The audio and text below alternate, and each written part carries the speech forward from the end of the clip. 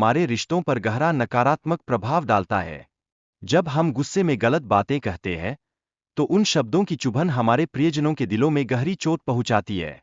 ऐसे क्षणों में हमें यह समझना जरूरी है कि हमारे शब्दों का प्रभाव कितना बड़ा हो सकता है।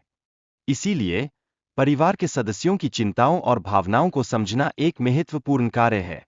यदि हम गुस्से की स्थिति को समझकर उसका समाधान खोजते हैं, तो इससे न केवल परिवार में शांति लौट सकती है, बल्कि हमारे रिश्ते भी और मजबूत बन सकते हैं। महात्मा का एक बहुत प्रभावी समाधान है, सोचने से पहले बोलना।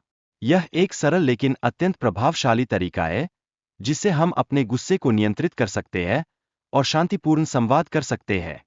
जब हम सोचते हैं, तो हम खुद को बेहतर तरीके से व्यक्त कर पाते हैं। घन्या नाम की एक वृद्धा का उदाहरण लें, जिसका क्रोध और लालच उसे कई कठिनाइयों में डाल देता है। उसकी कहानी से यह स्पष्ट होता है कि नकारात्मक भावनाएं हमें कैसे नुकसान पहुंचा सकती है और हमें उन पर काबू पाना कितना जरूरी है।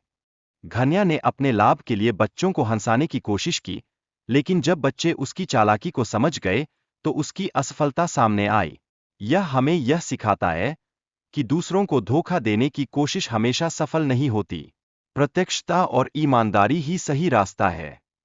जब बच्चों ने उसकी मजेदार बातों पर हंसने से इनकार कर दिया, तो धन्या को अपनी गलती का एहसास हुआ। यह महत्वपूर्ण क्षण उसे सिखाता है कि हमें अपने व्यवहार पर ध्यान देना चाहिए और अपनी बातें सोच समझकर ही व्यक्त करनी चाहिए। इसके बाद धन्या ने सीखा कि अपनी बातों को अधिक न बढ़ाकर और अधिक लालच न करके वह अपने जीवन को बेहतर बना सकती है। इस आत्मविश्लेषण ने उसे खुश रहने में मदद की और उसके रिश्तों की गुणवत्ता को भी बढ़ाया। गुस्सा कम रखने से हमारे रिश्तों में सुधार होता है। इससे हम अधिक सहिष्णु और समझदार बनते हैं, और इस प्रकार हमारे सामाजिक जीवन की गुणवत्ता में भी एक सकारात्मक बदलाव आता है, जिससे हम बेहतर बातचीत कर पाते हैं। गुस्से के कारण हमारे स्वास्थ्य पर भी बुरा असर पड़ता है। यह हृदय रोग और उच्च रक्तचाप जैसी समस्याओं का कारण बन सकता है, और साथ ही मानसिक तनाव को भी बढ़ाता है।